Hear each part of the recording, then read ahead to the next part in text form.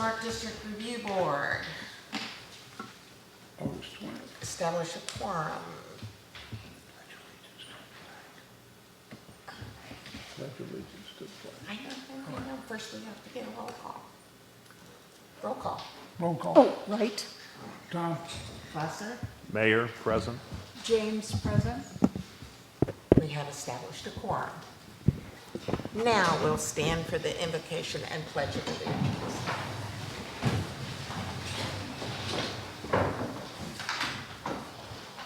I pledge allegiance to the flag of the United States of America and to the republic for which it stands, one nation, under God, indivisible, with liberty and justice for all.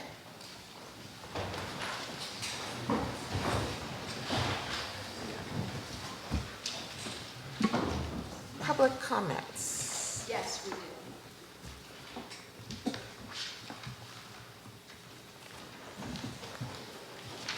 I'll read the ones that we received in writing, and then I'll welcome the citizens that are present. August 19th, 2024. Good day. My name is Amy Townsend, and I've been a homeowner in Cape Charles for the past 14 years. My residence is in the Wilson Building on Strawberry Street, and I'm thankful to be part of such a friendly and supportive community. It has recently been brought to my attention that the building beside my unit is requesting the city approval to build 2 additional floors above the 1-story structure that currently exists. There are 3 windows in my unit's rear wall. The loss of all natural light from the north would have a very significant impact on the living environment and value of my home.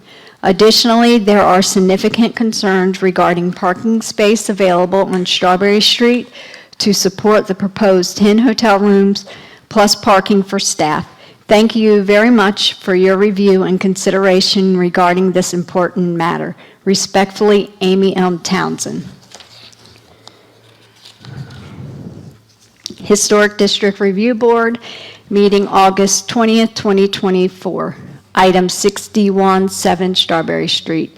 Dear Board, I'm requesting the Historic District Review Board of Cape Charles to deny the application for Certificate of Appropriateness from David Gamino, DBA Cape Charles Ventures, LLC, for construction an additional 2 stories to an existing commercial building at 7 Strawberry Street.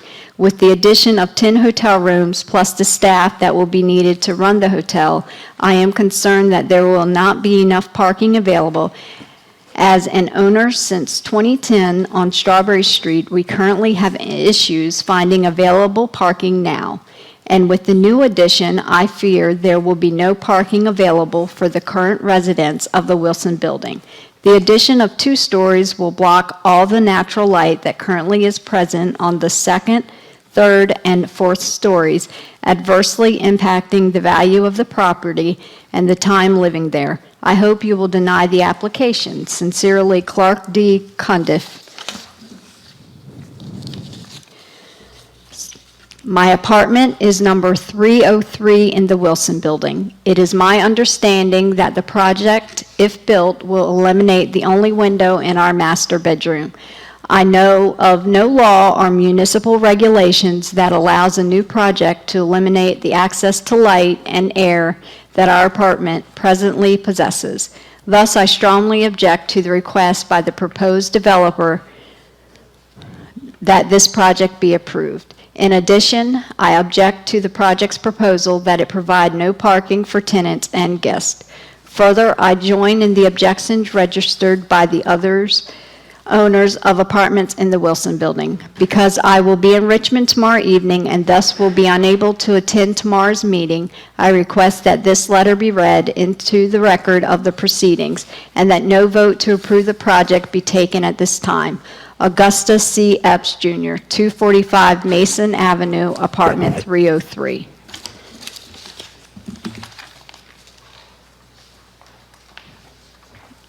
I have Sam Jones, 538 Monroe. Good evening, everyone. Talking about the same project, but a little bit different take on it. if you look at the proposed design, it appears that it does not touch the existing building, but it comes very close to it. And one of the characteristics of the existing building is when you look up at the top, you actually can see Wilson in the building. And other folks have already commented about the windows and the potential impact on those. So as you consider the design, I'd ask you to look at that. The other thing, and this is just reacting to the drawings that were included in your packet, the night drawing appears to have a lot of light that comes out of that onto Strawberry Street in terms of the design. And to the extent that we do want to be a dark community, you know, a design that may have less light penetrating out as you look at that, and the placement of the windows and all could be something you could consider as well. So, thank you much. There are no further comments.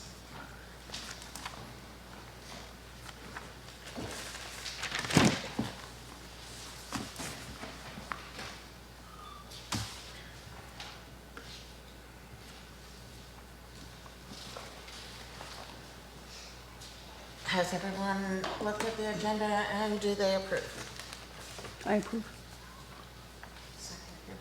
Okay.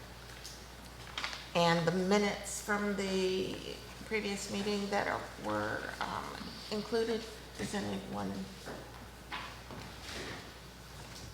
It's come to my attention that for the June 18, 2024 Historic District Review Board regular meeting minutes, under the zoning administrative monthly report, there is a correction under the demolition by neglect. It is 636 Madison Avenue, not 636 Monroe. Yes. Any other corrections or questions? No, I make a motion that be approved. Second that. Okay, all in favor? Aye. All right. Moving on to unfinished business. 607 Randolph Avenue, Steve Chapman. Before we start the meeting, the Planning and Zoning Department, I'd like to introduce our zoning compliance officer, our new zoning compliance officer. His name is, I'm sure some of you have met him, and he is in attendance tonight, Jack Steinmeier. Should we bring him So- up on camera? He's getting trained how to operate the Okay. camera.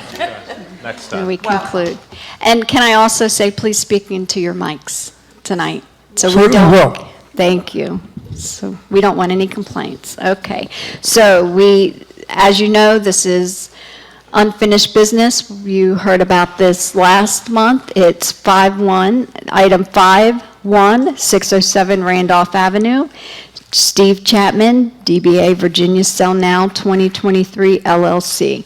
Work to be performed. Replace front porch flooring, construct two-story addition, extend second floor deck, enclose side deck, and restore shutters. This is a contributing historic building, 1890 folk Victorian. At your June 18, 2024 meeting, we could not get up with the applicant to answer any of your questions. I went ahead and put that description in. We do have Josh here to answer any questions that you may have. Also included is the material list, the staff analysis, the historic district overlay design guidelines. So I'll bring him up since you all had the questions last month that I could not answer. In June.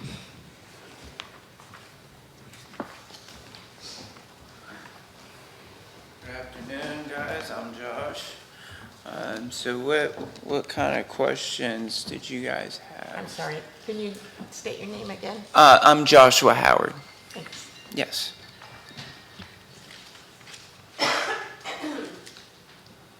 The questions regarding this application. So I have a question on the, I guess, the side porch or the addition. I'm kind of not understanding, was there a porch there before, or you're extending a porch, or? Yeah, so there is actually already a porch up there. I want to say it's roughly like a 5 by 5 already. So when we extend out that upper level all the way over, right, we just wanted to extend that deck, just all the way over as well. So it's going to end up being like an entire wraparound? No. Just on the one side, kind of how it already is, but just making it longer. How it already, originally how it sits, basically. Just extending it.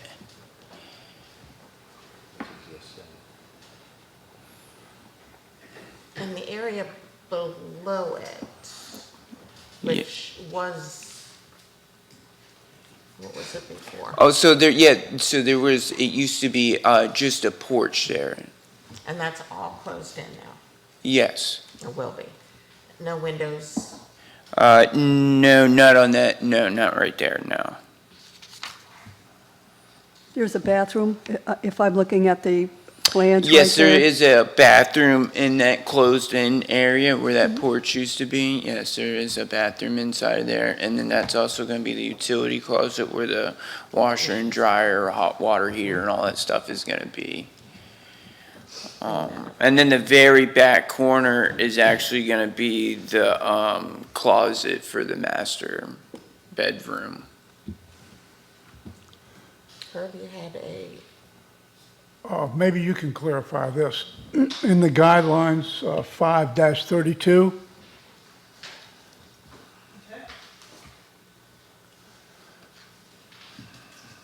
D,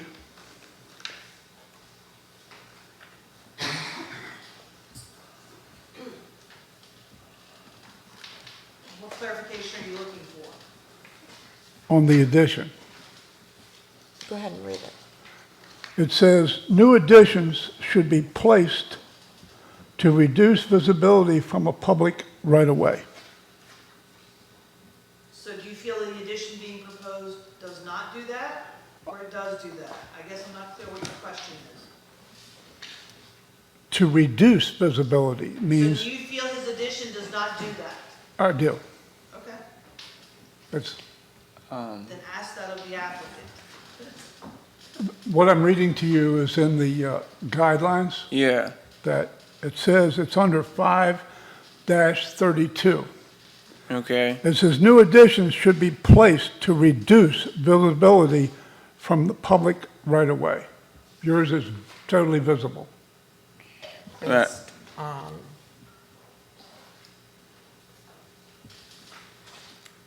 I'm confused by the question because it's already visible the way it stands. That's where I'm confused. so it's not additional Yeah, I mean, construction. I guess, I mean, really, all we're doing is just bringing, it's already, we're not really, all we're doing is just bringing that upper level just over. There's already a roof right there above that side, so all we're doing is just extending that upper level just over, just to meet how it actually sits, if you follow what I mean. But then the porch extends. Yeah, but it's not gonna extend past, it's not gonna wrap around or nothing like that. Yeah, it extends too, but it ends where the house ends. So it's not technically a new addition. Okay. Yeah, so there's maybe once upon a time, I mean, all this stuff, at least when I look at it in the house, almost looks original, but maybe that back part was an addition way back in the day. I mean, who knows? I don't know. Okay. So I do have a question about the right-of-way that Herb mentioned. In 5-16, 5A is what I'm referring to. Proposed new porches can be located on secondary side or rear elevations where they are minimally visible from the public right-of-way or do not impact the historic character of the building. So it's not minimal, it's the whole side of the building. And so I guess that doesn't seem to be correct, doesn't seem to match the guidelines with the whole entire new porch overlooking a right-of-way. Oh, well, no, but we're also doing the front porch actually on the house where it actually faces Randolph. because it's made out of concrete and it's just poorly made and it's just no saving it. But we're, you know, like all the actual architectural, like wood and stuff and the posts, That's not the question. oh, well then I'm What confused. she's saying is that the second floor porch Yeah. inside Yeah. is new. It's a new porch. No, well, no, there's already an existing porch It on would be there. an extension of the Yeah, existing. yeah, there's already a currently, if porch you up look there. At the one photograph, It's like a balcony almost. Yeah, like I said, it's like a little 5x5 little sitting area, if you even want to call it that. but it's right there. So it did have a porch. So Yes, technically yes. This does not. That's where I was getting confused Yeah, here. no, I'm just saying it says where it didn't historically have a porch. Okay, I didn't realize there was already one there. Okay. Any other questions? No. Anything else of concern? Yeah, I mean, my only concern, but I mean, I'm not objecting to it because I actually live close to that house and it's been in disrepair for years, so I'm happy to see it being Yeah. brought back to life. It is just that big white blank space, and I don't know, and maybe a window there might sort of break it up. I mean, I'm thinking of a privacy window I'm just throwing that out as a suggestion. My colleagues may disagree with that, but since I mean- there is a bathroom there. It is adjacent to a parking lot, correct? Yes. Okay. Yes. Yeah. So my only thing is, it's like, I guess I could put a window in the closet, but what good is that? Right. And then you really wouldn't want a window in your bathroom. I mean, yeah, it could be frosted, but I guess for just looks, I mean, we could do something like that. Yeah. Otherwise, like I said, then the last bit of it that's next to the actual like staircase coming outside, like I said, that's really like the utility part Right, of the house. Just FYI, I have windows in all my bathrooms. I know, I mean, yeah, but anyway, I see your point. yes. I mean, if we need to make adjustments, like I said, we have no problem. I mean, whatever we have to do to, you know, so we're all on the same page and everybody's happy with the work that's getting done there. You know, definitely a huge improvement from when I first started working there, all the overgrown stuff that used to be there.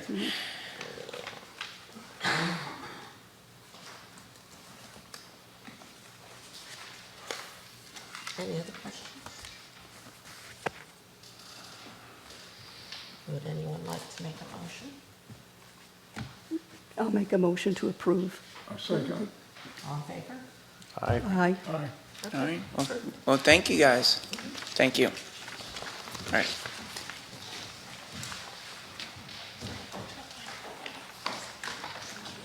All right, thank you guys. You're welcome.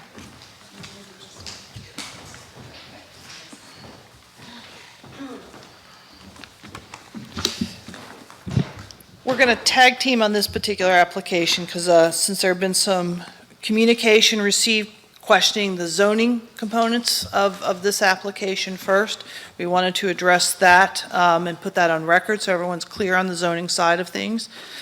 So relative to this project, it is in the commercial district, C1 more specifically.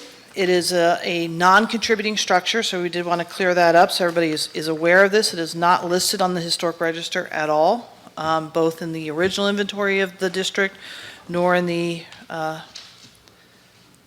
update of the district inventory.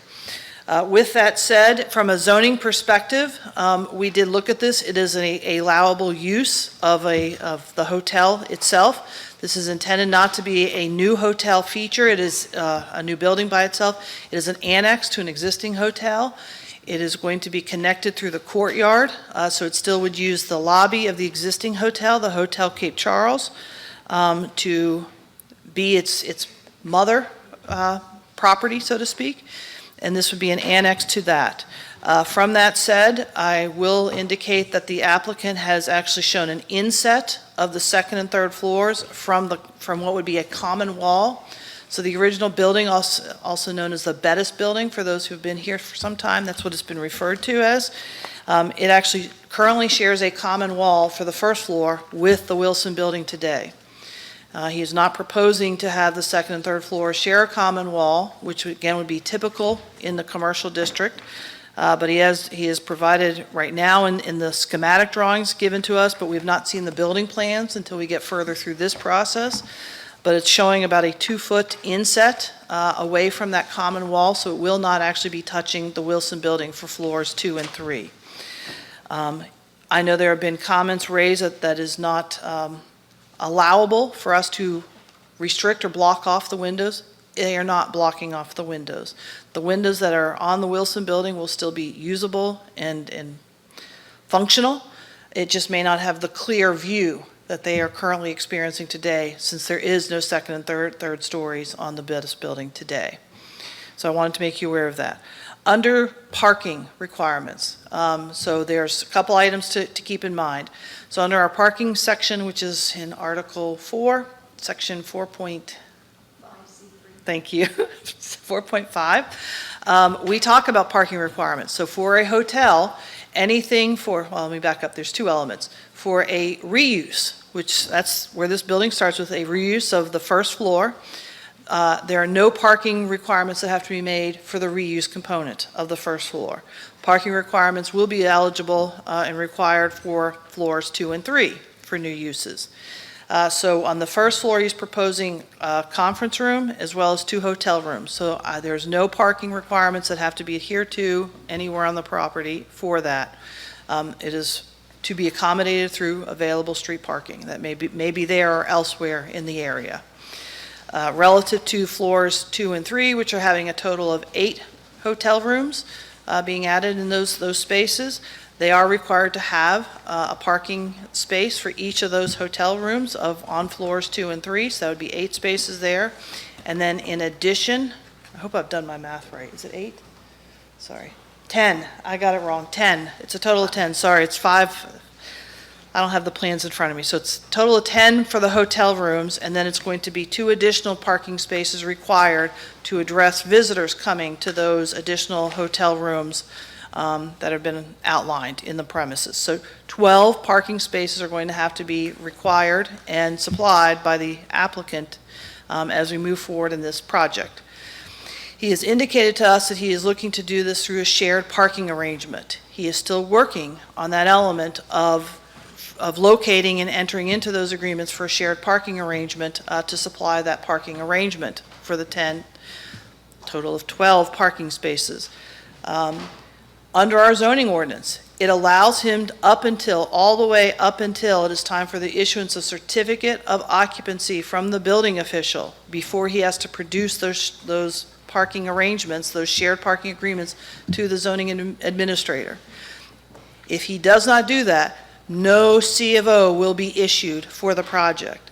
We've had that conversation with the applicant, and he is well aware of that risk he could be taking if he moves forward with the actual construction of this project without having those lined up, that he may not achieve getting his C of O issued from the building official if he has not resolved this zoning component of the project. May I ask a question? Yes. Could you explain to me what a shared parking arrangement would look like? It could be any number of things. He could reach agreement to go on somebody else's private property who has available parking spaces and are willing to lease or enter into an arrangement with him for the use of those spots for his property. That's one example of a shared parking arrangement. Yes. So I just want everybody to be clear of those requirements at this point. So from the purposes of coming to this application onto your agenda tonight, it has achieved the zoning compliance that I needed to get him to for you to start looking at this project from a historic district review point. The question I have is the light coming through the windows towards Strawberry Street. I have not weighed in on a lighting plan at this point in time. Again, we needed to get him through this level of review first before we start to see actual building plans, and with that will come his lighting plan that we'll then review again. If you're not aware, we actually do 2 levels of zoning review on all projects. There is a level of zoning review before you that there are certain elements that have to be adhered to before you even can let it come to you. Okay. There are others that we do under the zoning review when the building plans come in, and lighting is one of those. And it'll come back to the board? No. No. You don't weigh in on You don't weigh in on lighting, that is a zoning issue, and we would review that with part of the landscaping and lighting plan when the building plans are submitted. And we do another round of zoning review for the building plans, We're looking primarily at design. yes. Okay. And I do want to make it clear, because it was said this evening, technically, this town does not actually have a dark skies ordinance. We have one reference in our current zoning ordinance that indicates we would like our lighting to be dark skies compliant. We have no definition or terminology as to what that means. So currently, our current ordinance is relatively silent on what that means. It does indicate in how we have done this everywhere since I have been here in your position of enforcing your zoning ordinance, is we have all of our outside lights directional downward.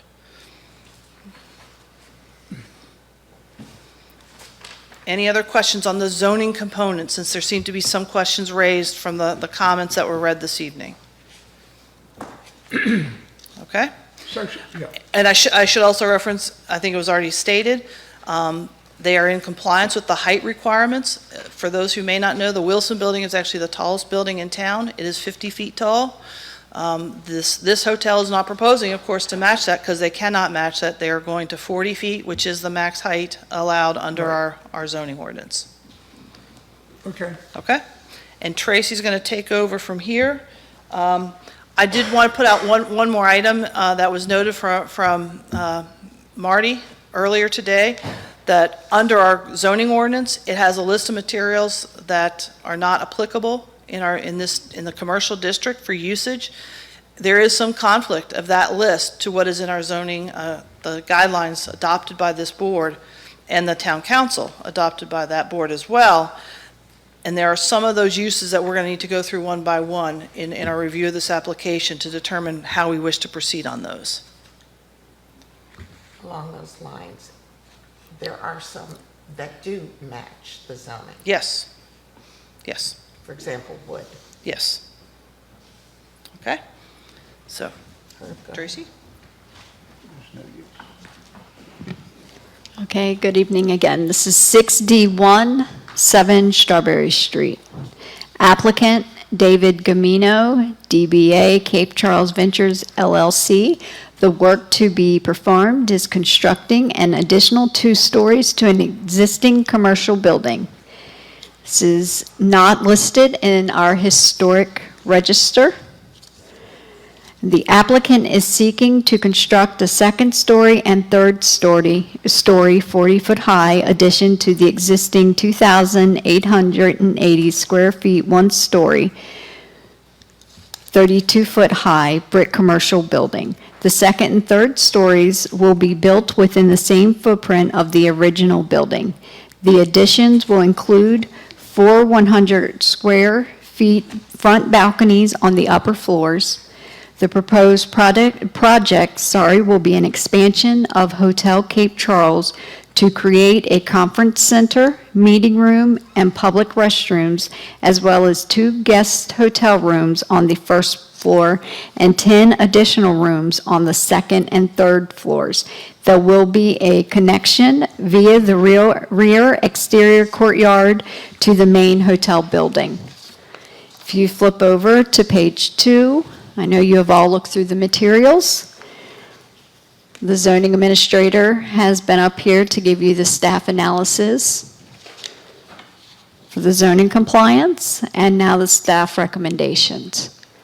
So I'm going to bring up the applicant so he can answer the questions.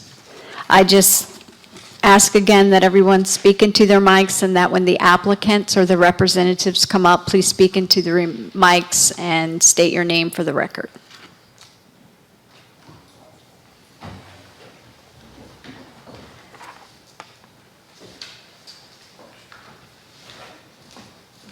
Good evening, y'all.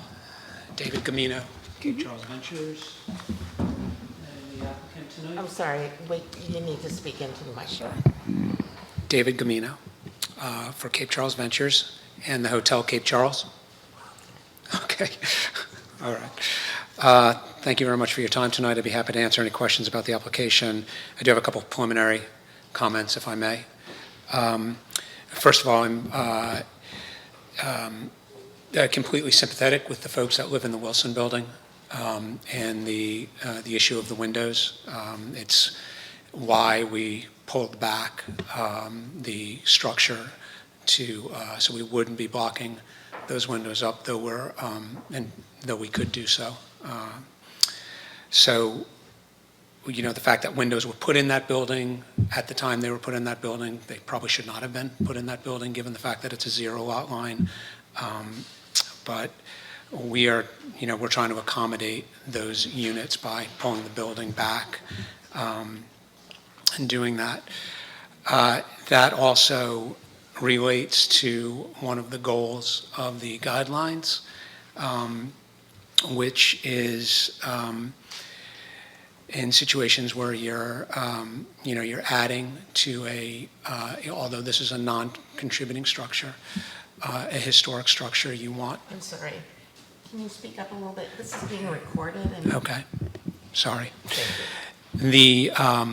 As you're aware, the structure is non-contributing, and nonetheless, when adding to a historic building, you would, as the guidelines suggest, and has been my practice as a developer, we make every effort to distinguish between the original historic structure and the new infill or the new addition, and that is consistent with what the guidelines seeks. They want to, I think the phrasing is, the addition should be of its own time, utilizing modern materials and design, but remaining in proportion. So that was one of our guiding elements in designing this particular addition on this building. The other goal was to, in fact, retain the existing building rather than scraping the site and simply building a new building on that site. We'd like to retain this building. And that is, again, why we built on top of it and set it back. So it's clearly, you can distinguish between the original historic non-contributing structure and the new structure. Some of the notes from the guidelines that I think we have adhered to in this case. We have materials that are compatible with the historic district, that is masonry, wood, glass, and aluminum.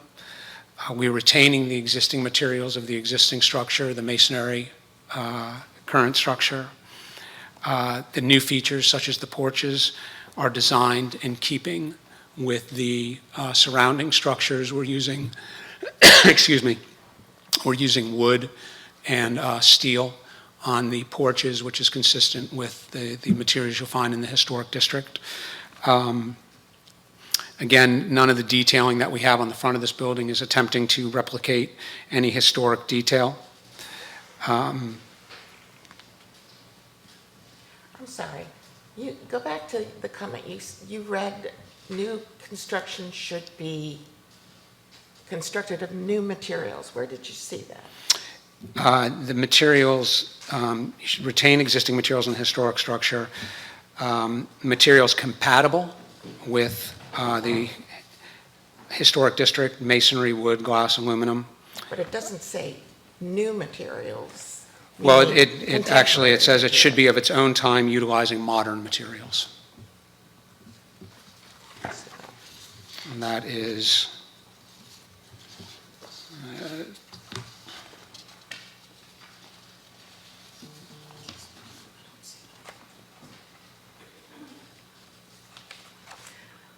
I'm reading the guidelines that say, new additions to non-contributing buildings should not result in scale, mass, and form or proportions that are incompatible, and then it goes on to list. And it doesn't say modern materials, it just says compatible with the character of the district. if you just, Anyway, go ahead. Well, I mean, I think what he's referring to is the figure 5.41, the language there. In the picture. yeah, I mean, my notes I took from the Yeah. guidelines. Thank you for pointing that out. I'm sorry, I should have annotated my notes.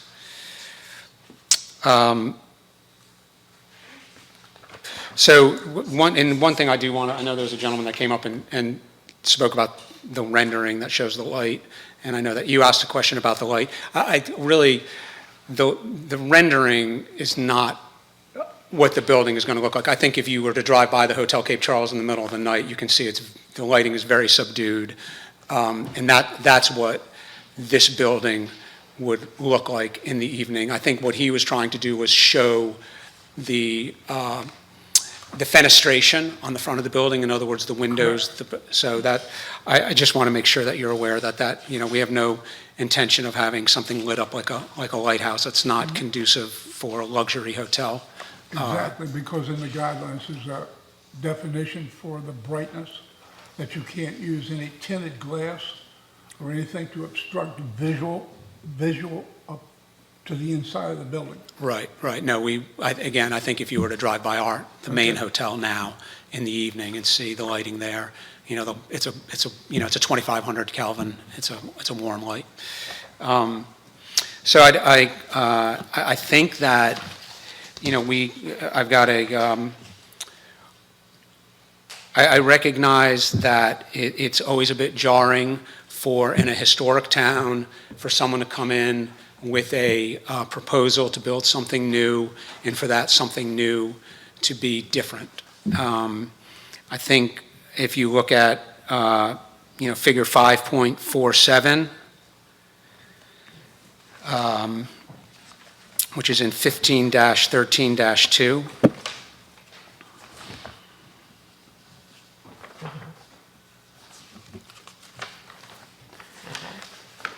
if you were to look at that and propose something like that in Cape Charles, you would probably get a considerable amount of blowback. But that is deemed under these guidelines an inappropriate infill project because it.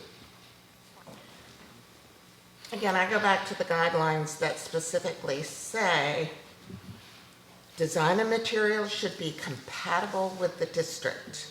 Alternative materials can be appropriate for new additions as one way of differentiating them. Alternative materials will be evaluated on a case-by-case basis. In general, alternative materials proposed for new additions need to be compatible with the materials found on the existing buildings, as well as the district as a whole. Okay, well, in this case, the materials that are compatible are masonry and glass. Is it masonry or is it veneer? That's veneer. These are slices. This is the brick. This is the brick. This is just. Your application specifically says veneer. Okay, well, if it says veneer, it's mistaken. It's a brick. It's a full brick. That's a brick? This is brick. A slice of a brick or This is a a brick? slice. This is a slice of a brick. No. Okay. If that's the.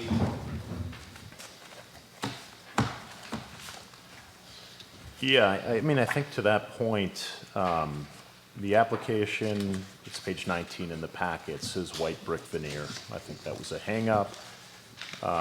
Just looking at materials, looking at the zoning ordinance, this is what came up earlier, 3.6, which refers to all commercial development, new and existing. It specifically states that certain materials are potentially so visually intrusive that their use for new construction in the town will not be permitted. These materials include, one is veneer. That's not the case, that's not an issue. The other question was over aluminum, which is listed in the zoning ordinance as prohibited. Well, I don't, if we could put vinyl there. I mean, I think aluminum is more aesthetically pleasing. I think that there is plenty of aluminum on the storefront in the historic district, so it's a compatible material. So you have a conflict between the zoning and the historic, and I would, Always and forever. I would submit that I'm here on, under the guidelines for historic review, and that the materials that we've chosen are compatible with the existing materials in the district, and they're also compatible with, they're also consistent with what is asked for in the guidelines. And when you look at the amount, when you look at what we're talking about in terms of, what percent of that facade is going to have aluminum, it might be 3%, 4%. So, I'd say it's an insignificant amount of material that we're utilizing for the, and if it comports with the guidelines and zoning has an issue with it, then that's a conversation for me down the road with Yeah, zoning, I would submit. I guess my broader point is it's a zoning issue. Yes, it is a zoning issue. Which we're working on. There may be disagreement from the zoning staff here, but So I guess at this point I would ask the question, so is there an alternative material that would be acceptable in lieu of aluminum? And is the aluminum being used as framing for doors, windows and doors. Yes, I mean, it's aluminum storefront. I mean, it's what you see it's what you see in, at the current hotel, and it's what you see at Altitude Gallery. It's what you see on basically any building where storefront's been replaced. So, I mean, I think that the aluminum that zoning is referring to is aluminum siding. I think that's what's inconsistent with historic, not. That's, It could be, and it's a matter of interpretation. I have stated Yeah. that there's conflict, I've stated this to the board, there's conflict from the zoning ordinance to the historic district guidelines over the uses and material types, yes.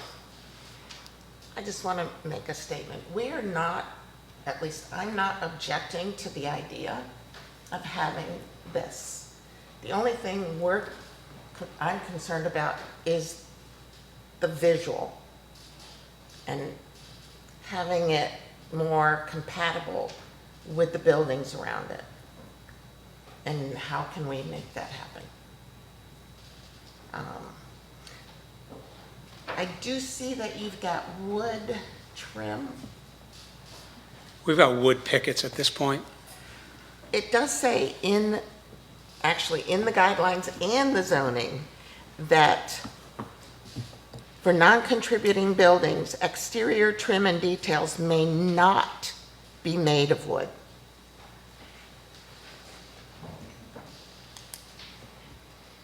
So can we, Is that referring specifically to residential? no, this is in general. I mean, honestly, we included wood to try to make it more compatible with the district. So, we'd be happy to make it out of metal. A question I have on alternative materials, 7.4. There's non-contributing considerations, and is alternative material appropriate? And reading that, it talks about durability and performance. And they also have a picture of a pretty modern structure, which, now that's for a house, but it said it would be an appropriate non-contributing building. So it's getting a little confusing here with problems with the aluminum windows. The other question I had is the scale, because it does address that as well. That the scale should be similar to the structures around. And so I'm looking at the balcony railing compared to the building next to it. Significantly bigger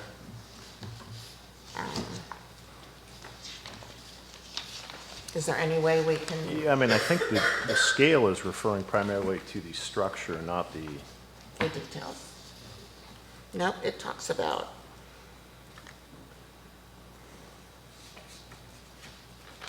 5.12 talks about new additions to non-contributing buildings. It says the new addition should not overpower the form or change the scale of the primary building. This is to keep it compatible with the rest of the district. And to me, it's overpowering the original form. The two-story addition on top? Well, the alternative basically is to get rid of the piece on the bottom and build something new from the top, from just getting rid of the contributing, the non-contributing structure and building it from the ground up. But we're trying. Demolition is an option here, yeah. Yeah, I mean, we're trying to. It's not even a structure listed in the district individually. I'm trying to retain the historic. I mean, it's not. This is not an easy task. I've got a boutique hotel that people are paying $400 a night for rooms. I need to have 10-foot ceilings, so I've got to get to 40 feet. I'm trying to keep the existing historic structure because that's what guides almost all of my preservation projects. So that's why we're notching the parapet wall, because we have to, come down in order to get the 10-foot ceilings and to stay under 40 feet at the same time.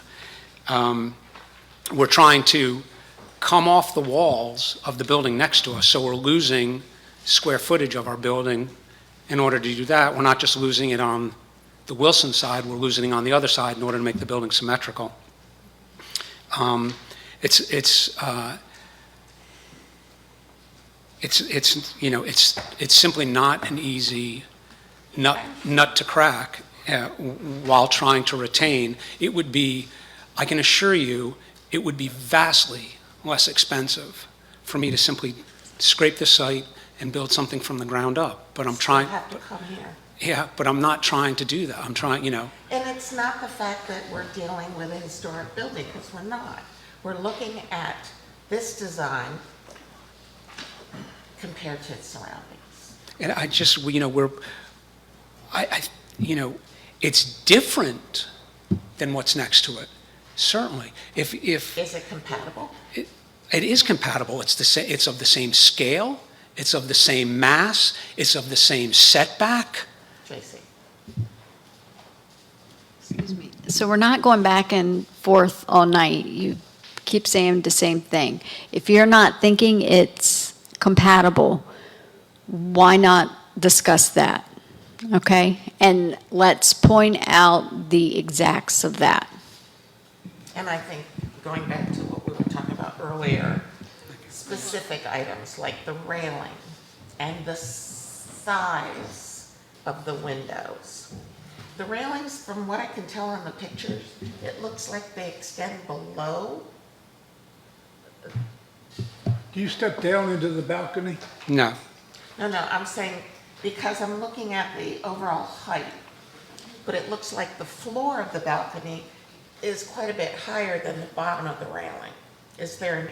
Yeah, I think what the architect has done there, and I certainly, the architect has created an apron there, and we can certainly delete that. I'm actually I'm not a big fan of That's that. part of the scale compared to, May I grab my pen to make some notes? sure. Making that smaller. And the material of the railings is,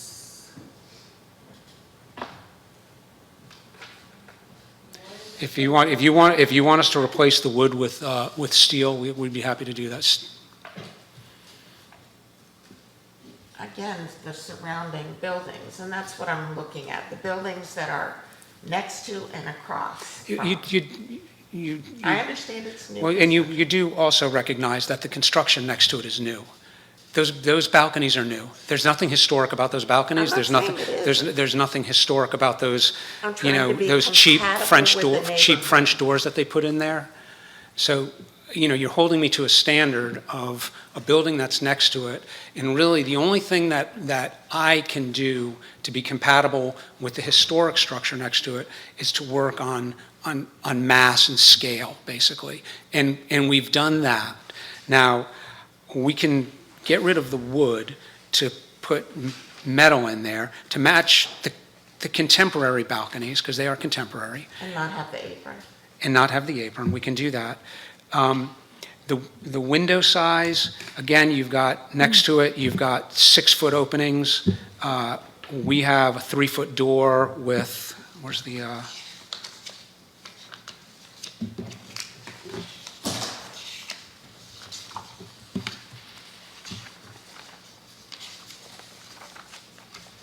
just looking for the window schedule.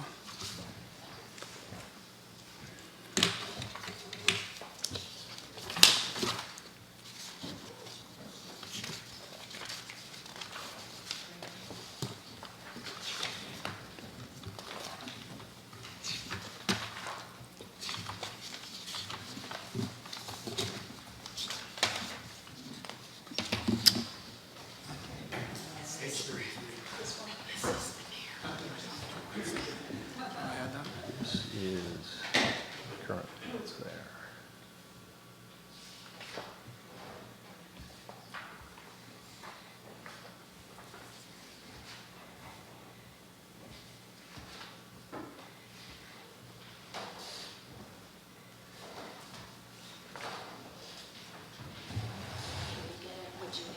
Maybe Yeah. I can help you. I'm just looking at the, trying to look at the numbers. I got it right here. I think she's got it up over there.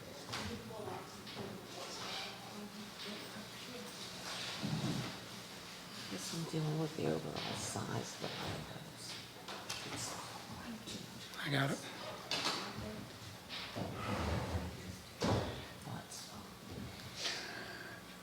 So, just by way of comparison, that what you see as far as the glazing, yeah, you have a 3-foot door, and then you have windows on either side that are 18 inches and 28 inches. So, really what you are talking about is maybe another foot of opening there, foot and a few inches of opening there.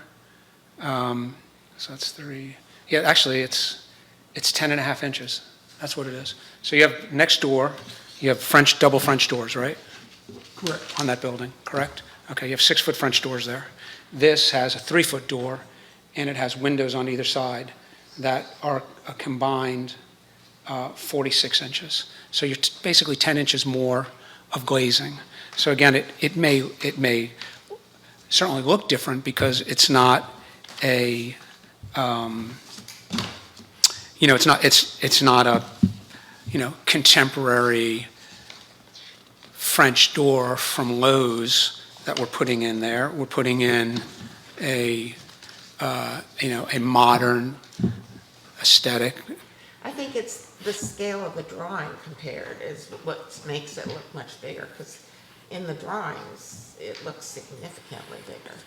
So maybe it's just the scale on the drawing. Yeah, I mean, perhaps, but you can look at the windows down below, the storefront windows, and you see that it's smaller than that. How tall is the door? Maybe that, The door, I think, it's probably a 7-foot door, I imagine. Most of our doors are 7 foot. Yeah. Oh, no, it's an 8.0. Yep. Yeah, see, I 8.0. think that's what's the problem. When you look at this, that's an 8-foot door. The light above the door is almost 2 foot, correct? It is,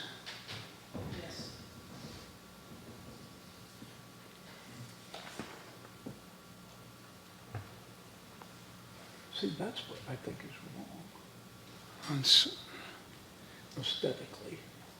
If you took away this much. Okay? I've got on the ground floor, it's 18 inches, and on the upper floor, I think it is 2 feet. I'm mainly looking at the second and third floor. Yeah. If you did Yeah. away with the light above the door, it would reduce the prominence of the glass. Since you've got an 8-foot door and a 2-foot light above the door, that's 10 feet. Correct? When you're saying the light, you mean the transom that's Transom, there, or- yeah. I just want to make sure I'm understanding you. No, the transom above the door. All glass is, it's light I just beside. want to use the right terminology as we're talking here. Okay, yeah. The transom that you have, it's not functional, correct? No, it's not. It's aesthetic. Okay, so if you took. I mean, it's that away- functional. It's functional in the sense that It lets light in. it lets light in the room. I mean, you have to, that's It the, doesn't open, though. I'm sorry, It doesn't open. it does not open. Yeah, see, not here, just look at this and eradicate the transom, it reduces, I'm not trying to redesign your building, but Well,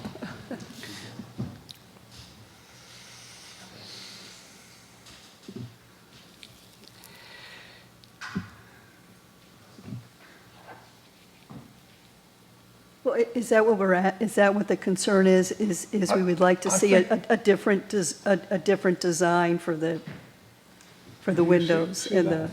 the, see, it looks so much Yeah, better. the width, I can see the width you're saying is not much difference. I think it's the height It's two- that makes that's it what I look just so did. much bigger. Eradicated the 2 feet, which brings it down to still it's got an 8-foot door, but it looks much better, I think.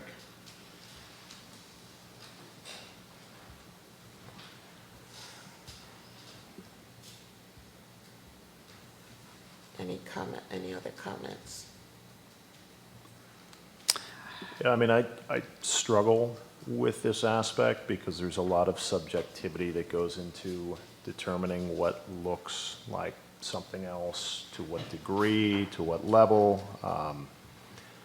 And that's why I was just trying to kind of focus on the things that I saw expressly there. So I was looking at materials, things of that nature. I think we've covered a lot of that already. Yeah, I don't know. I don't know. Is the concern that the glass exterior there is too large? Is that, That's what I'm saying. that's it? And doing away with On the the balcony transom, is too much. you're doing away with 2 foot of glass, which brings the surface down 2 feet, which would minimize. Well, why, I guess, just thinking out loud, why is it too large? What makes it too large? No. I think if it had more white above the glass door, it would look less obtrusive. I mean, would it be as stark if we didn't have this night shot where it's lit? Is that No, I got this looking one. at, okay. Yeah. It was just an idea.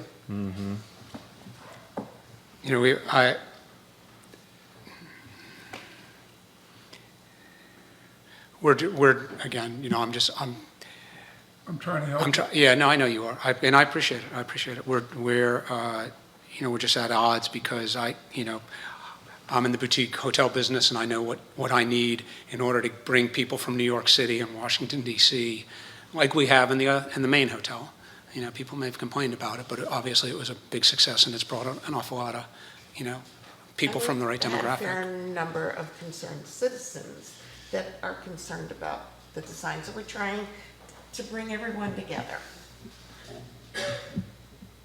Make a compromise. I think that removing the apron, changing the, I guess what's so balustrades to unusual steel. is this will be the first completely modern-looking building in town.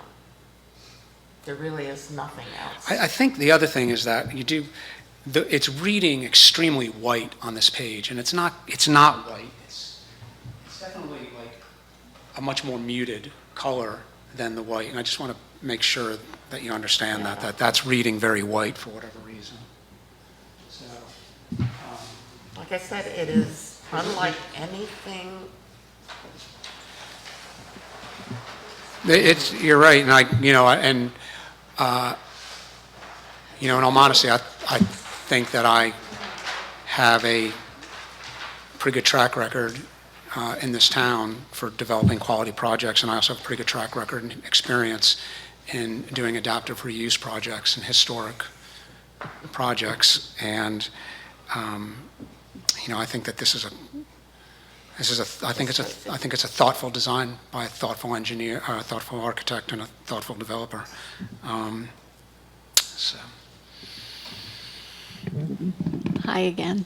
So I have a out-of-the-box suggestion, since it seems that the windows are of a, you're saying, don't seem compatible, and I think I also know what you all are looking at, because it is a lot of glass, as you all have stated. You all are used to seeing grills or muttons used, I do believe, and the other buildings that have come to us use those. So I don't know if him keeping the design that he would like and him maybe adding something like that to the windows, if that would help. Just a suggestion to try and help us along and get us to an end point. He could build the same windows and block the top 2 foot out with a white board. It's just too much glass. I think it's the scale, I think, that is troubling to a lot of people. The scale of what? The scale Yeah. of glass to concrete. Well, that's what I'm asking. Is it because you're seeing so much, I don't want to call it So that's- plain, open glass? Yeah, I mean, what is that, approximately? better word? 20 by 18 would be glass, Mm-hmm. based on the windows and doors. I don't have the measurement in front of Mm-hmm. me, but approximately. I shouldn't say scale, proportion. That would be, And they're only focused on these two, right? You're only the second and third floors is what we're, That's We're all focused talking about on. Second, third floor. it's about, 14, it's about 7 feet and 7 feet of glazing between the side lights and the door. It's about 7, each door is 3.0, and the 2 side lights together are average out to about 2 feet. Okay. because it seems right now that is our 14 compromising, feet. is the windows. And we had one suggestion, but I guess he is trying to get light into the rooms. Yeah, the rooms are very dark. They're very deep, they're quite deep, so you want to get as much light as you can into them, and that's. I don't agree with the fact that you want light into it, but you've got an 8-foot door and 2 side lights that are 8 foot tall. No, 10 foot. Because the side lights are, They're 10 foot tall, correct? So, so I'm just thinking, is there a way that you might be able to scale down the amount of glass and still be able to meet all your needs?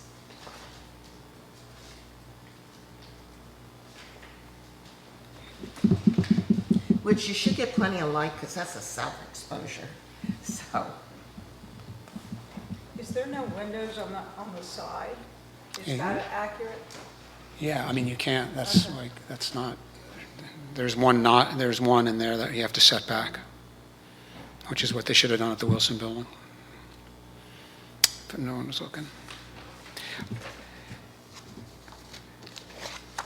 So while you're pondering the question from the chairman, are there any other material concerns by the members of the board? I just have one that I think Sam brought up about the Wilson Building sign. Is that covered, or is there space? I don't even know where it is. Where, It's on the side of the building. It would have been painted on the old brick, visible prior to. Yeah, on plans it's covered. It's not touching it, obviously. no, I don't think, yeah, no, it wouldn't, it's not going to be covered. It's not going to be covered. But you won't be able to see it. Well, let me you kind of can't see it now. It's hardly painted. Yeah, I mean, if you want to, that's what it looks like right now. We had this discussion with another building. Okay, and so the building, the building, it's not going to go that high? Not according to the pictures. What if we reduced the doors to 7 feet? Kept the transoms? Compromise, we lose a foot a door? If you bring the Can we just, like, so that how about if we go all- 18 inches on the transoms and, So if we so all, make sure. take that a foot and a we're half- all we'll take a foot and a half on off. the same word, the transom is non-functional, and that's what I'm talking about. right, but Sidelights. it's important for the aesthetics of the room. It's, you know, you can't have a dark hotel room when you're, in a boutique hotel. You can't, people can't walk into a cave. Just went to one in Pittsburgh. So, all right. So I I don't just, think it would be a dark hotel room again because you have a southern exposure. No, But- it's a- can we do 7-foot doors? It's eastern exposure. All right, still, I don't think that'll make a huge difference in the light, but I'm not a designer, so these are our concerns. We bring these as issues that we are concerned So- about and try to come up with a He compromise. offered to reduce the size of the door and the transom, which would effectively, it would give you 3 feet, roughly, of more structure, I suppose. It would give you 2 feet. And so reduce- changing the railing to Foot and a half on top and bottom, correct? Oh, well, it would be, On the second and third floor? so if we, yeah, it would be a combined, 18 inches on second floor, 18 inches on third? yeah. Okay. and change the So, yeah, railings 3 feet. to not, Cut the apron off the Drop bottom of that. right, and change the materials. Right. It's starting to sound like a compromise. It is, yeah. Good. And the materials on the balcony would also include the area on the second that's between the brick, Gotta put that, what is it the called? brick wall. Yeah, That actually, is metal. I'm sorry, could you And repeat what that? material is that? It's The a ra- second floor balcony. It's the same thing, it was wood, Okay. but I mean, if you want it to be metal, we can make it metal. Okay. Does that seem reasonable? And doable? I know it's doable, but whether or not it's reasonable. So I want to make sure I'm taking these notes down correctly. So Marty, I just need clarification where we were on the door size and transom. 7 foot, 18 inch. Is that where we're at? Okay. Okay. I don't know. And steel and get rid of the apron. Correct. Okay. I have a question, and it might just be the picture. It's showing an opening on the side. Is that a window, or?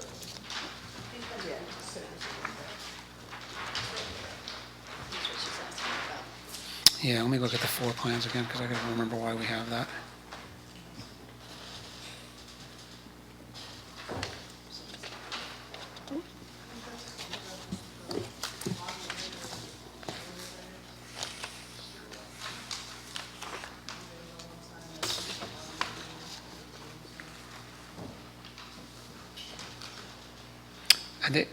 That's to bring light into the staircase. We have So an it's a ins- window. Yeah. Yeah, I see it there. That's, let me just make sure I'm getting this correct. Is it to a hall? Here, It's in the hall. yeah, stairway. Yeah, and it's only on the third floor. Correct. So basically, it'll just bring light down from the third floor. Okay. There are no other openings on the side. No, there are not. That would be a can of worms. So what would be the, I'm just wondering what the process is now. I mean, so I'm, in essence, verbally I proffering those don't to. know that we could approve it based on if you do. Yeah, I mean, I think we can put Do- this do you- together. Yeah. Right, because Okay. Katie and Tracy have all this typed. You just, in your motion, you just, Right. because you all came to a compromise, so you Okay. with the following changes. So Yeah, this- with the following changes. Do you want With the someone make a following- motion? I'd like to make a motion Policy's okay with that. that we approve your certificate of appropriateness with the following items that are in the, The change in the the glass. change to the glass, the material for the rail, the compromise. The on bottom of dimensions. the rail, the apron, which all these notes are applicable to your certificate of appropriateness. So if I could clean up that motion before somebody seconds that, just a smidge. So you are motioning to approve the application as presented with the following listed agreed upon changes. 7-foot doors, 18-inch transoms, remove the apron from the balconies, and have steel balustrades as the material choice for the balcony. Can we say metal rather than steel? Yeah. Because I just don't know what the best, No, what the, That would be the changes I heard this evening. and also the full brick. And full Right. brick. Yeah, just, No Sorry, veneer. yes, thank you. just to clarify that in the application. And then metal balustrades. So you clear? Full brick. I'm clear. you're good. It's burned in. Okay, good. So that was a motion from her. Do I have a second for that? I'll second it.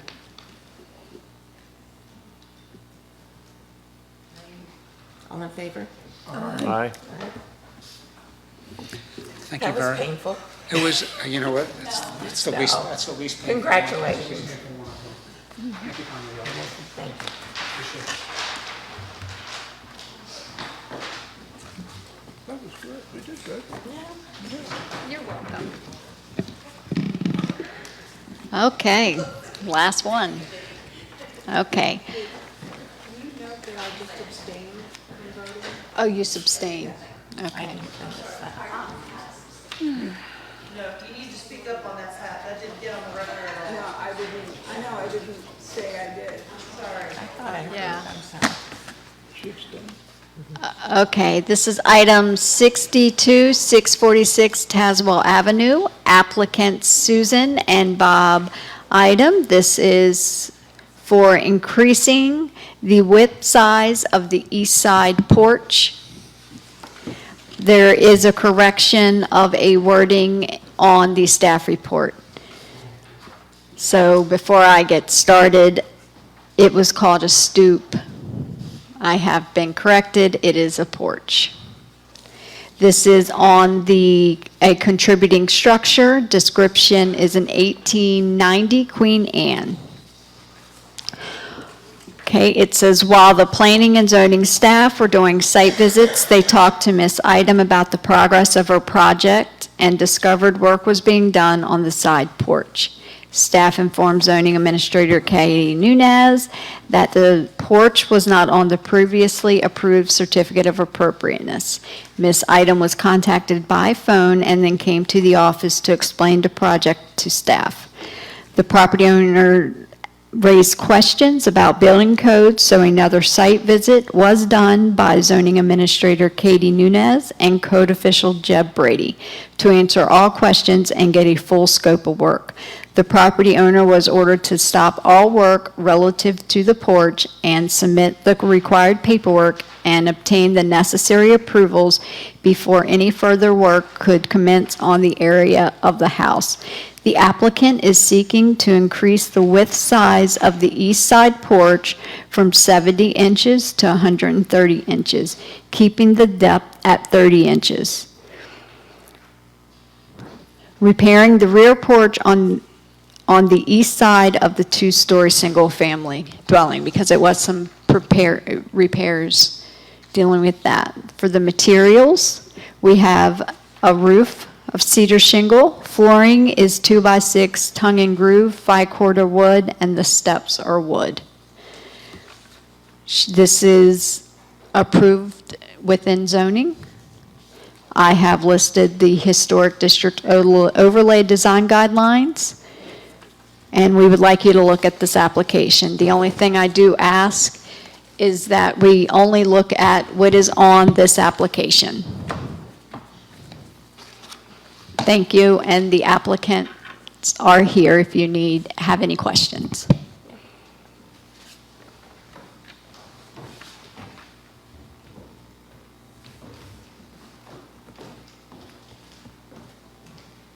Susan, item 646, Tazewell.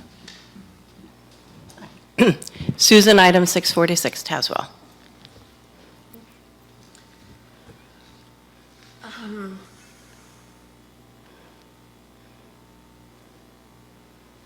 Questions?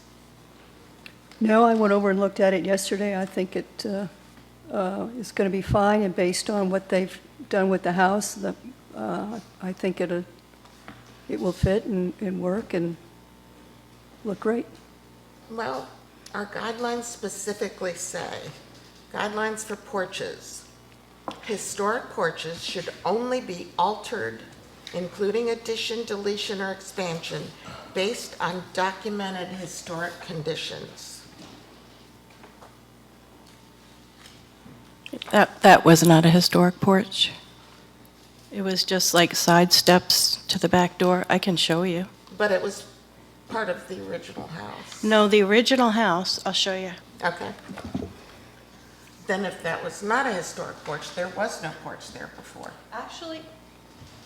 Actually, the clues from like the foundation of the house and the way the roof line is made indicate to me, although I can't find a picture anywhere of this house, but the clues from the house with the foundation and the ridge line indicate that there was originally a completely open porch that wrapped around the whole back corner of the house. Some previous owner closed that in to make a kitchen laundry room situation. So that is now part of the house, so this is. So that's now part of the house, right. And then somebody added this side, I'm sorry, I called it a stoop. That's why you called it a stoop, because that's what I grew up calling it. So you're not reconstructing a porch? No. I'll show you today's Yeah, picture. Hang on.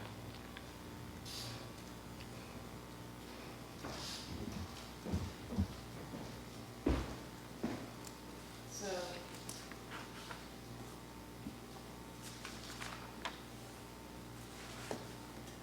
the clues from the house show that the foundation changes here. It's a different height. And so this was originally open, and this was originally open, I think. Some previous owner closed. But that's not the point. The point is that's not the part of the original. No, it is not. So this is all new construction. No, this pictures that you have, the way I inherited the house, show the side staircase into this door. And Right, this- but that was not part of the original house. The one that was there was not original. It is not part of the 1890 house. Right. It was an addition later on at some point in the life of this house. Right. She is So seeking we're not to renovate. reconstructing or renovating anything. This is new construction. Well, it's not new construction, don't keep saying it. The side porch was added on at some point during the lifespan of this house, but was not part of the original part of the house, is what she is indicating. Okay. And so yes, she's now choosing or requesting to renovate that side The porch. part that was there that was So not you're original. simply making, going from approximately 6 feet to 10 feet. Yes. Okay.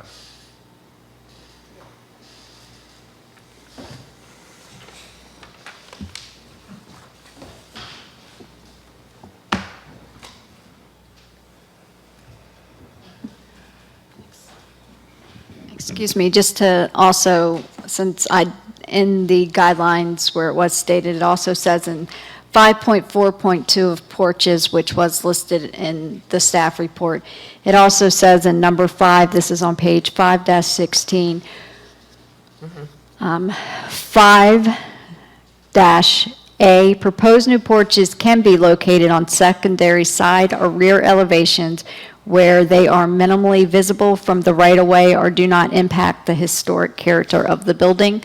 But since this is not new, it was there, somebody else put it there. She is just looking to increase it. Did you write that down from an hour ago? No, not at all, I just found it. No, I know, we covered that already in the first application. Yeah. The increase of the size of the porch is 6 feet. I guess I'm also wondering, minimally visible from the public right away, it's on the side. It's set pretty far in the back, though. It's a big yard.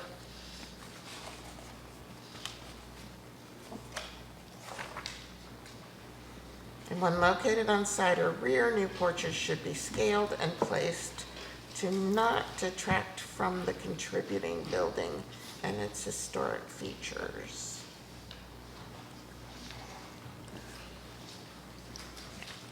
Comments?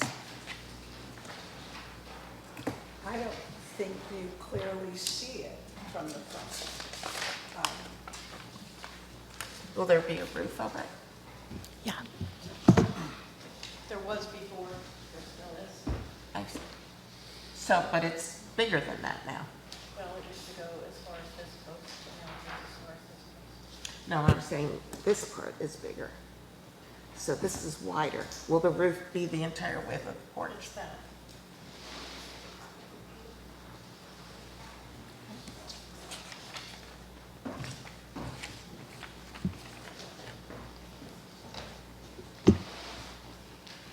Anyone wanna? Are there any other questions from the board?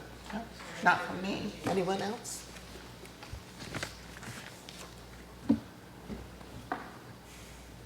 I make a motion to approve the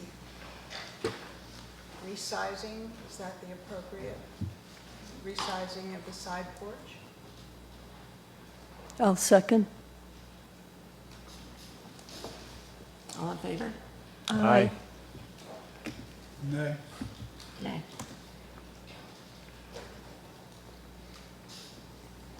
Majority rules.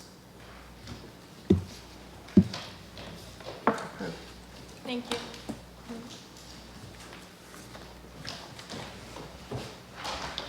Okay. Now what? Exemptions, Okay. Other a few things. none. No fences. Oh, go ahead. I'm sorry. Okay, I do have a report for the month.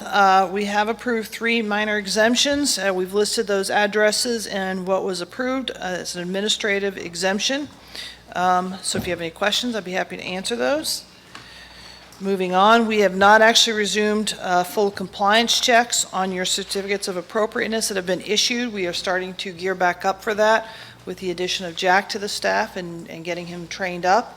And he and Tracy are going to start getting that on their calendar to go out together and resume that process for us. I did want to give you a couple of updates on our notices of violations. So we've been doing quite a few of these.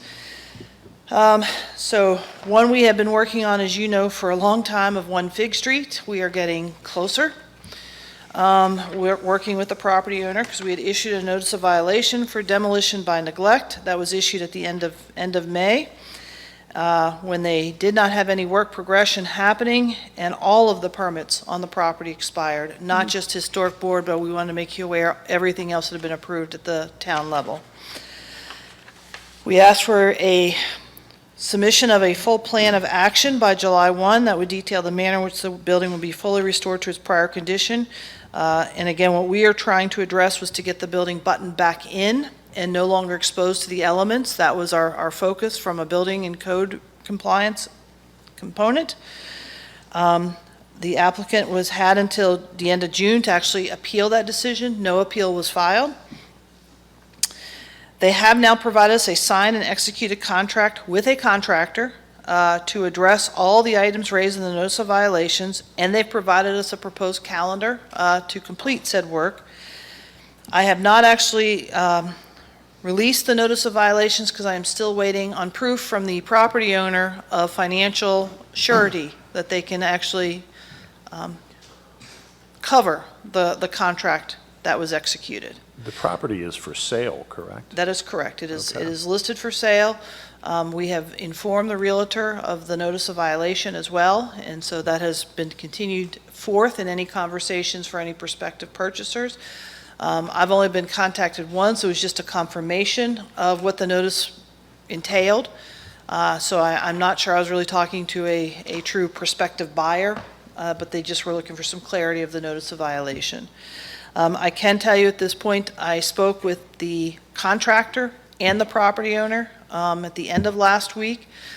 The property owner was in the process of getting a surety bond issued. And so I've also talked with through our office, we've talked with the agent that he is contacted with, a local agent, to get that surety bond. So that's where I last had that conversation, was on Friday. That was in motion of getting executed. I have not actually received a copy of the surety bond for the town. So I feel that is forthcoming. If not, the building official and I are prepared to go to the town council in September to lay out our plan of action to commence the work that is required.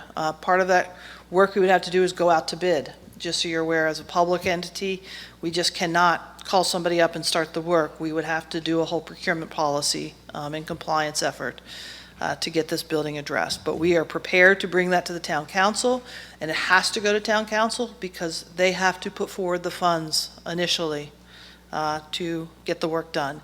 If I'm unable to obtain the surety from the property owner.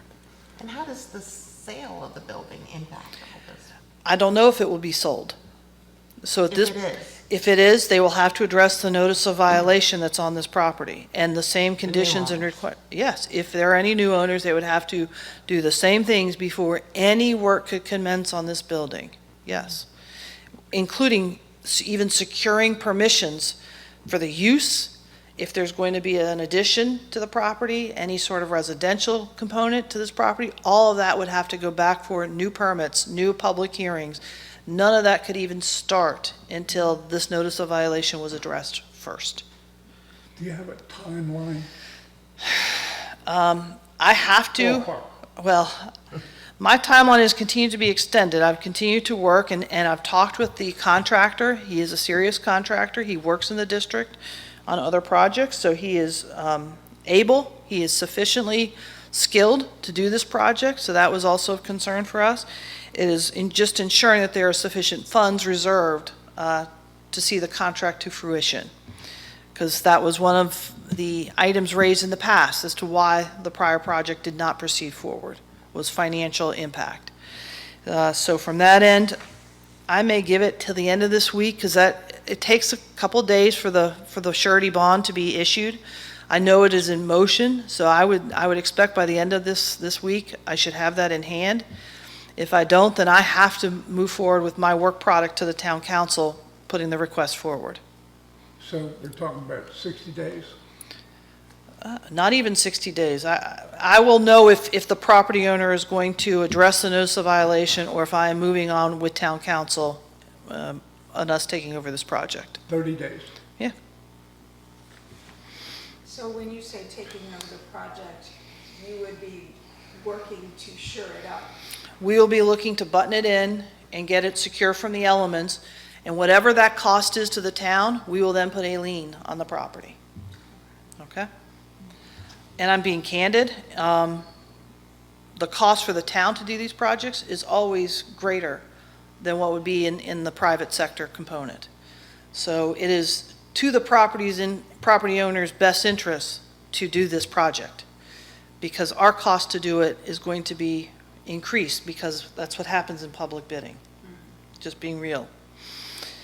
To make you aware at this point, I should have given you another update to this report, but here we go.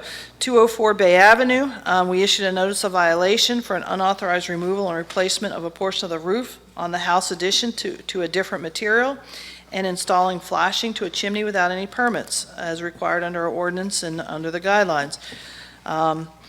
We issued a letter on May 31st to this effect. They had not submitted all the required application paperwork, but then came around and did submit the paperwork, but would not pay the penalty that we imposed, the $1,000 fine, which still meant the paperwork was incomplete, because all fines have to be resolved when you're submitting your paperwork. So to that end, he filed a notice of appeal of my decision on this property. It was scheduled to go to the BZA on last Tuesday, the 13th. Unfortunately, we discovered that day that we had a technical defect in our notification out to the property owner. We had done everything by mail correctly. Unfortunately, because one of the steps that we do is we do send an email notification out. The email address that we used was the wrong email address. It was not supplied wrongly by the applicant of this appeal. We entered it wrong on our side, and so he never received the email notification from us relative to this matter. So in the desire to be overly notified, because that is one of the issues that we know if this moves further into circuit court, that is an issue that the judge will seriously look at to ensure that we had no flaws or defects in notification out to the property owner or to the public at large. We have rescheduled this, and we could not get it onto a calendar for September, but the applicant was agreeable, and I've got the board convened for quorum for October 8th. The other item is we have now received a second appeal that will also be heard on October 8th to the Board of Zoning Appeals. Again, a notice of violation that I issued on your behalf. Well, is that really your behalf? No, that's a zoning one. So I'll tell you about it anyway, just really quickly. This one was for a bus that has been parked on a vacant lot in the district, and we have violated them from a zoning perspective, and he is appealing that decision over that violation, that he feels that my determination of that use of the property is wrong. So there are two items that will be heard on October, if you're interested and want to show up. What is the cost to appeal a fine? $500. $500. Plus, there is the additional cost that comes with the advertising and notification out to the adjacent property owners that we do through mailing. So, I also wanted to give you an update that we had prepared. This will now be our second annual update of derelict structures in the town as a whole. I had prepared this, and it has gone to council already at this point because it is really their report that they asked for, but it is relatively to work we are doing on your behalf. So we did want to give you an update on that. So our current progress that you're aware of is here on the corner of Randolph at 426 and 428 Randolph. I think we've all seen this definitely make substantial progress over the last year plus. So they are almost finished with your level of review. The inside, not so much. But again, that's through a building permit, and that process is still ongoing. But we are close to being able to close out their certificate of appropriateness for all the exterior work at that property. Additionally, this is one from the reaches here from 2023 to early 2024. If you recall, back in 21, this was an unauthorized demolition of the house at the corner of 542 Jefferson Street. The property has now changed hands, which I think is positive in how we're dealing with this project, because while the old owners who had been in charge of that demolition moving forward, their position was that their contractor did that by accident. On a Sunday morning when Sunday. I was riding my bicycle around. Yeah. They had obtained a new building permit, but construction was just slow as molasses, no other word for it. So we are fortunate that we do have new owners for the property. They're fully aware of the violations that were still on this property and what needed to move forward. So they are in the process of submitting a new application to you, so they're going to be coming to you relatively soon. And once they get their approval reissued from this board, they'll move forward with getting their building permits reapplied and issued and moving this project forward. Okay? So didn't want to let you we hadn't forgotten this project at all. It was still on our radar screen. We've now given you the update on 1 Fig Street, so this will continue to stay on the list until we make progress. This was from last year's list. 619 Mason Avenue was the next one up. And so, yes, we had worked over the last year how to handle this property. It had a owner. The primary owner had passed away. It had gone through family to be inherited. They just weren't in a position to retain that property, and so when they heard that we were going to start some enforcement action, they made some outreach and they got the property sold. And it went to somebody who is skilled in historic renovation. As you may know, Carrie Shackelford, who we have dealt with before, who owns Ware Neck Properties, is the owner of this property. And of course has been before you for the renovation plans for the exterior of this house. We've had a little trouble, I have to be honest, because Carrie has been doing other projects in the district. This shouldn't, though, impact his ability to do this one, because he took it on, and he came forward and applied. So at this point, he has now applied for his building permit. Jeb is ready to issue it to him. We're just waiting on payment to come forward to get the clock going again for this project. So I think this one shall hopefully really start taking full gun this fall. Okay? We've now sent out some more letters. So some of you may have heard some of this already, but we've had progress elsewhere. So as I work our way through this, we have issued letters to 115 Fig, 122 Pine, 400 Jefferson, 636 Madison, and 649 Monroe. And all of these are having response, I will say that much. Some have asked for an extension of 30 days or up to 60 days to develop their plan of action back to us, and we have granted some of those extensions. Others are starting work right now, and you're going to start seeing some of those applications probably at the next month, at next month's meeting. Some of these are coming in with their applications for work. Some, because they are maybe roofing repairs that needed to be happen, I could approve administratively, but again, you would see that show up on my monthly staff report. So we are taking this seriously and continue to press these property owners to take care of the property. Is 400 Jefferson a contributing structure? I gotta remember which one. Oh, yes. And it has significant historic value in the district, yes. So that's where we It are. was still in operation like 10 years ago, I 8 know. years ago, wasn't When I wasn't moved that here, long. Years ago? Yeah. It was It's not today. So, just interesting. Yeah. so Okay. if you have any questions? Nothing. work. Excellent. Thank you very much. And that is my monthly report to you. Thank you. I think we're done. Send us home. Make a motion. Make a motion, we adjourn. Second that. All in favor? Aye. Meeting adjourned.